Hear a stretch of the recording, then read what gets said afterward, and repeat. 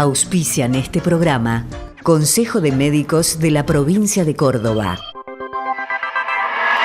Ciudad de Córdoba, Argentina, todo en una.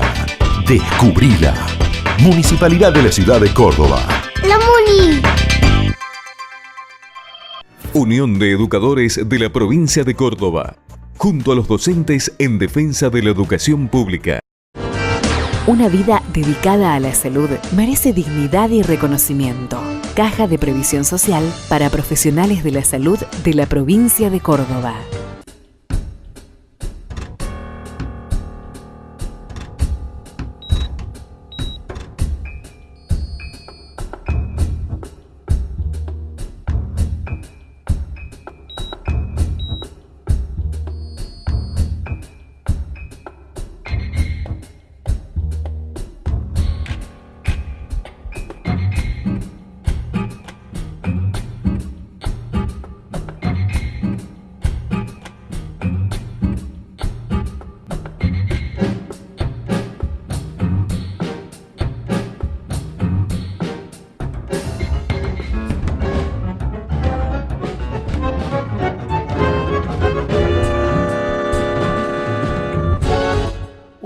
Capítulo de nuestro programa Principio Activo Salud, que estamos muy contentos, creemos que hemos calado bastante hondo en alguna parte de la sociedad de esta ciudad, de estos televidentes, y por eso estamos entusiasmados y seguimos con los entrevistados, cada vez conseguimos mejores entrevistados.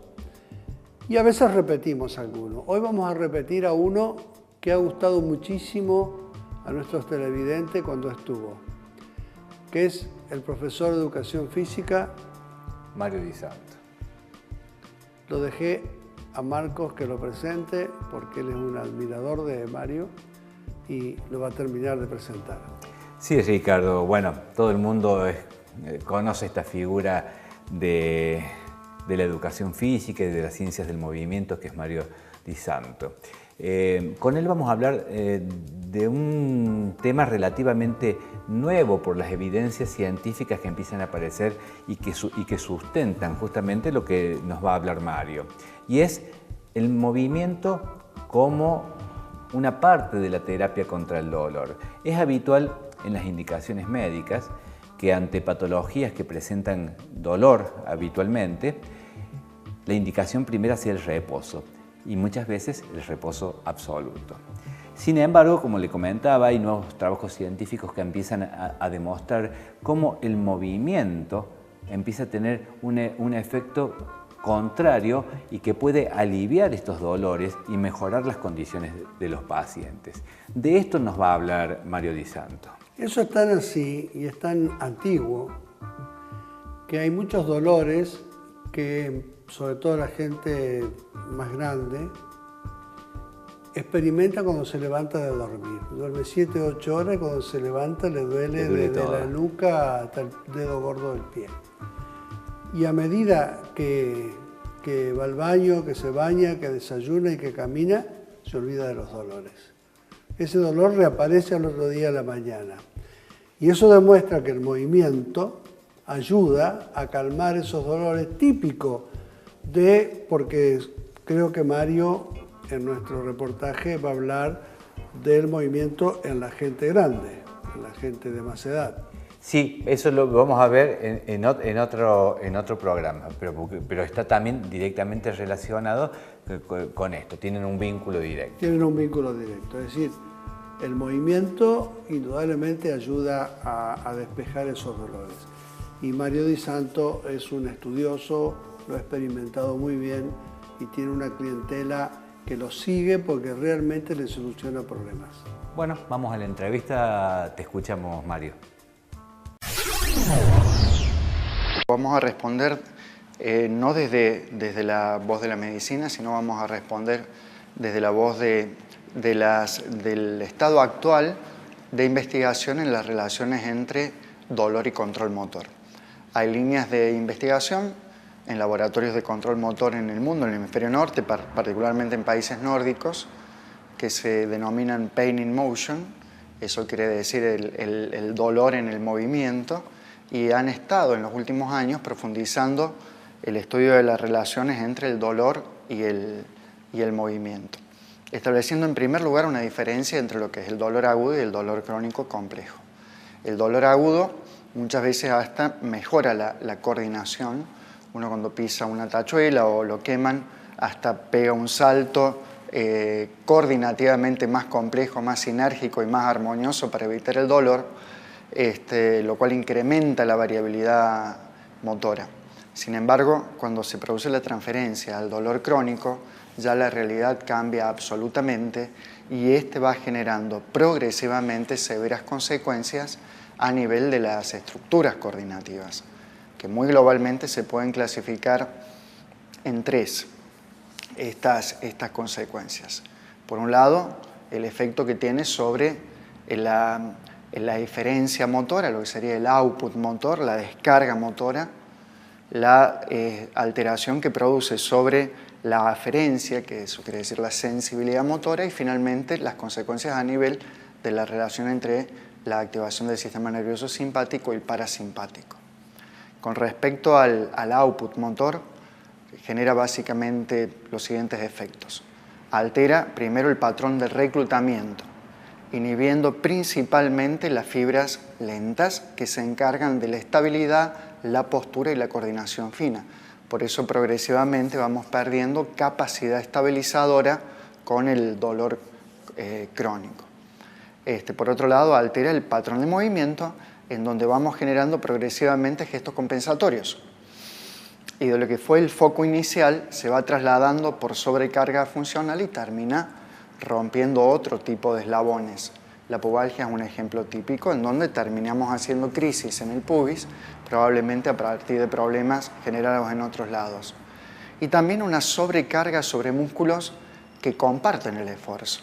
Si tanta carga la tenemos que repartir entre 10 personas, pero 4 no participan, las otras 6 tienen que asumir esa carga y por lo tanto vamos dañando músculos que se van sobreexigiendo a partir de estos otros que por el dolor están inhibidos. Alteramos también toda la aferencia, por lo tanto ya no podemos detectar señales desde la profundidad de los tejidos, particularmente señales propioceptivas, con la calidad que lo haríamos en caso de no tener dolor, y probablemente la peor de las consecuencias es la hiperactividad del sistema simpático, incrementando los reflejos constrictores, por lo tanto generando isquemia, hipoxia y un desentrenamiento progresivo de las fibras musculares que se encargan de la estabilidad del sector. Por lo tanto, prolongarse en la falta de movimiento frente al dolor crónico no suele ser una buena medida. Por el otro lado, el movimiento sobre el dolor sí tiene efectos muy interesantes que tienen que ver precisamente con la generación de estímulos ergo y propioceptivos más fuertes que los nociceptivos, que permiten progresivamente recuperar la activación de la corteza motora. Es como que un clavo saca otro clavo, es decir, competir con señales de movimiento que sean más fuertes que las señales del dolor y generar un efecto que llamamos resensibilización contrainhibitoria. El dolor inhibe y resensibilizar quiere decir que vuelvo a estimular a través del movimiento para recuperar la excitabilidad de la corteza cerebral perdida por el dolor crónico. Dicho en otros términos, obviamente y bajo la señal médica, volver a movernos cuando podamos, y si tengo que volver a moverme cuando aún hay dolor, la respuesta es sí y está publicado, cuando el dolor me permite realmente controlar el movimiento. En definitiva, las consecuencias de la falta de movimiento frente al dolor implican un deterioro progresivo de las funciones motoras. Entre ellas, un déficit cada vez más pronunciado en la capacidad de activación neuromuscular, en donde nos vamos debilitando progresivamente y atrofiando en cuanto a los sistemas que se encargan de la estabilidad. En ese sentido, siempre y cuando la magnitud del dolor lo permita y la autorización médica esté de por medio, la recuperación cuanto antes de esas funciones limitadas por el dolor. Por lo tanto, sobre todo, lo que más afecta el dolor es la capacidad de estabilidad. Es decir, y eso es lo que retroalimenta un ciclo negativo en la gente que sufre problemas posturales, dolores posturales, rodilla, cadera, columna y la falta de movimiento progresivo. La falta de movimiento no ayuda a la superación del dolor, hay temor por el movimiento y por lo tanto no me muevo pensando que me puede doler más, no resuelvo el problema, me aíslo y la consecuencia de todo eso es una angustia cada vez mayor. Por eso el consejo es, ni bien podamos, ya inmediatamente empezar a recuperar ese tipo de funciones que progresivamente han sido alteradas, inhibidas por el dolor crónico. Unión de Educadores de la Provincia de Córdoba, junto a los docentes en defensa de la educación pública. Consejo de Médicos de la Provincia de Córdoba.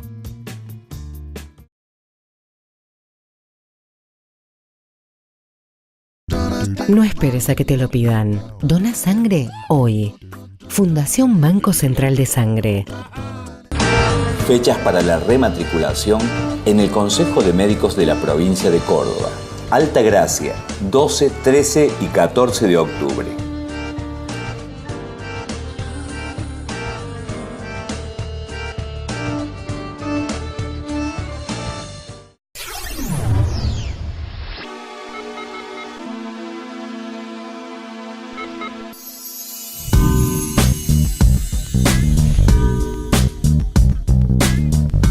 Como de alguna manera los condicionantes culturales en la familia, en el trabajo, generan también situaciones que atentan contra la salud de las personas.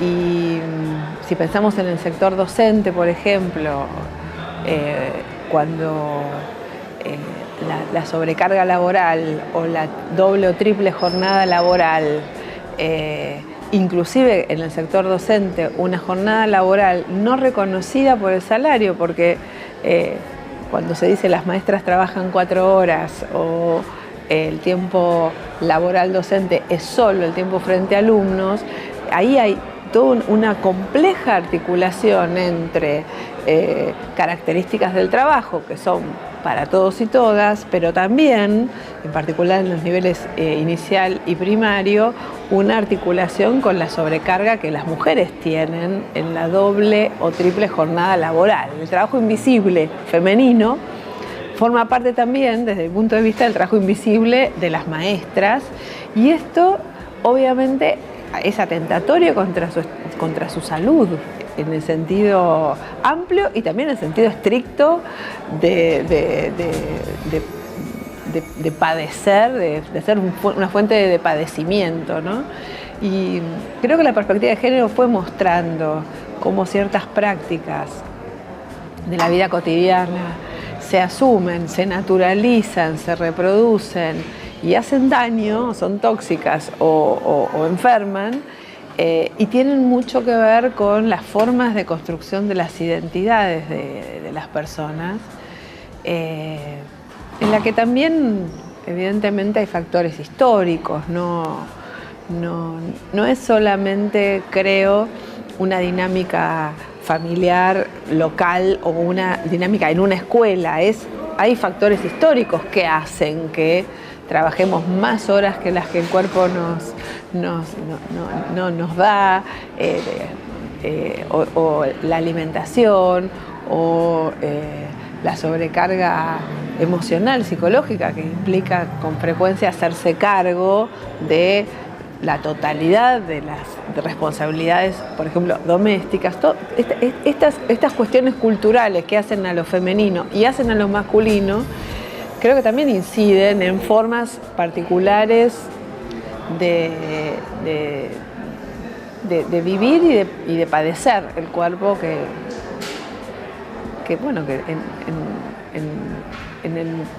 diríamos en términos generales generan dolor e impiden el desarrollo de las personas, ¿no?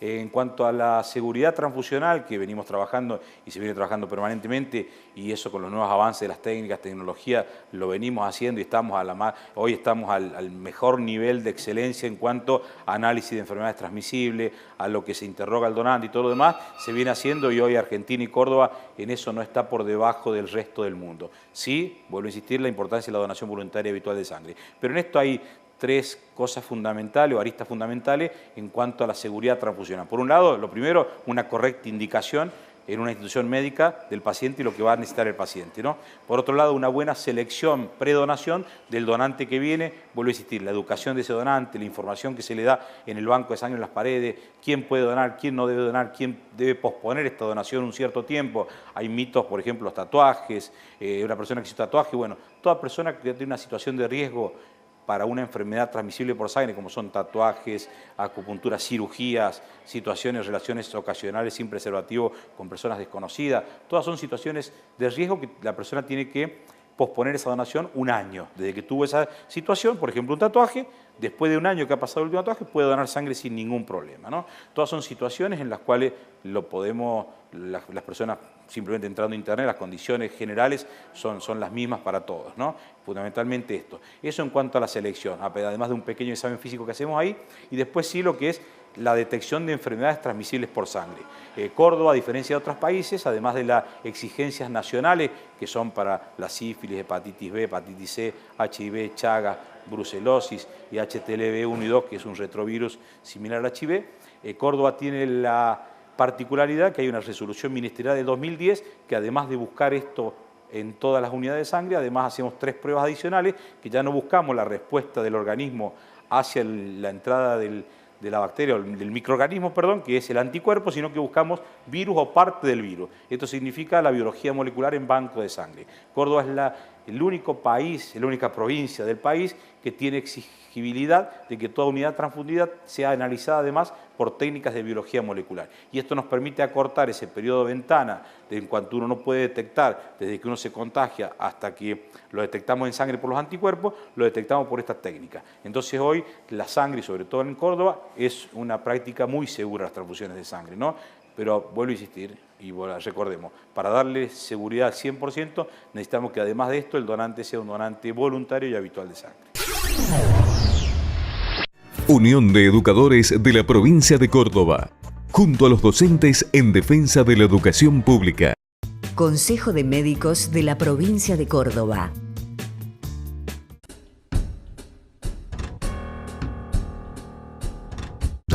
No esperes a que te lo pidan. Dona sangre hoy. Fundación Banco Central de Sangre.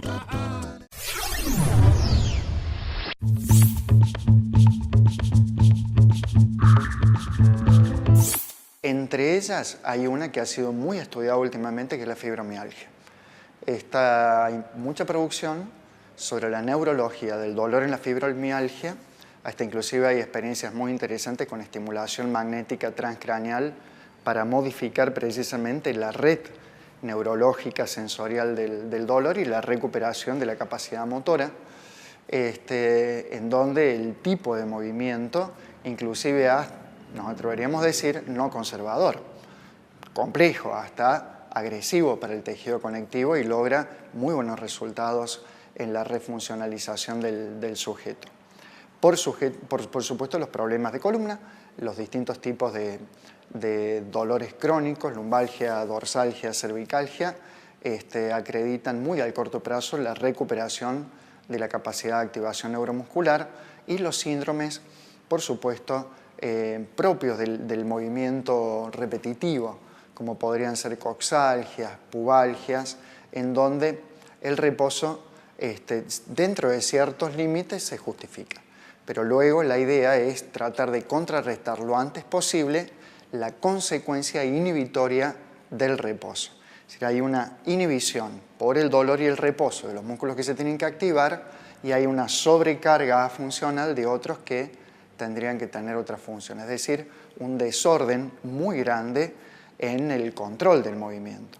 Y muchas veces recuperamos o se supera el problema, puede llevar mucho más tiempo reeducar el movimiento, eliminando todos esos gestos parasitarios que se fueron sumando producto del dolor y pulir nuevamente las técnicas de movimiento. Inclusive en las patologías articulares, como es el caso de la artrosis y la artritis,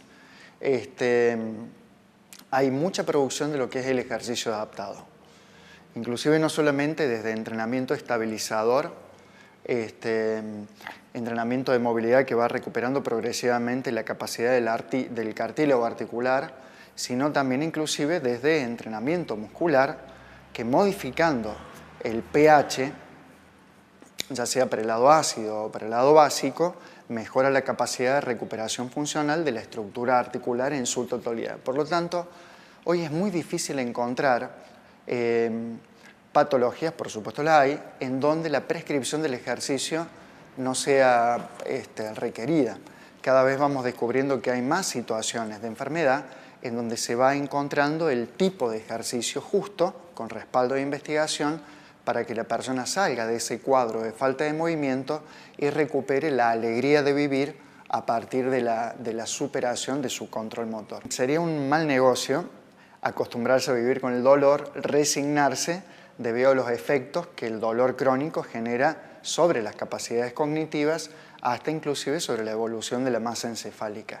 Eso no quiere decir que haya fórmulas que garanticen de un momento para el otro la superación del dolor, pero creo que una sugerencia racional es tratar de no quedarse de brazos cruzados, buscar desde un punto de vista activo todo el tipo de recomendación y también expertos en movimiento que nos logren o que nos contribuyan no solamente a recuperar el movimiento perdido, sino hasta inclusive a enriquecer el movimiento que tenía hasta ese momento. El movimiento, como casi tratamiento del dolor, lo ha presentado muy bien Mario Di Santo, sirve. Ahora, este es un programa serio. Si su médico le dice reposo absoluto, olvídese de nuestro programa. Haga reposo absoluto. Y por eso, tal cual lo marca Mario Di Santo en la entrevista, es muy importante la consulta y el aval médico, pero también la actualización por parte de nosotros los profesionales médicos con respecto a estos nuevos conocimientos que empiezan a surgir y que derrumban ciertas costumbres que tenemos a la hora de la indicación, que hay nuevos recursos para utilizar y que el movimiento es uno de ellos. Muy bien, muchas gracias por la atención. Hasta la próxima. Hasta la próxima. Unión de Educadores de la Provincia de Córdoba, junto a los docentes en defensa de la educación pública. Consejo de Médicos de la Provincia de Córdoba. Una vida dedicada a la salud merece dignidad y reconocimiento. Caja de Previsión Social para profesionales de la salud de la Provincia de Córdoba.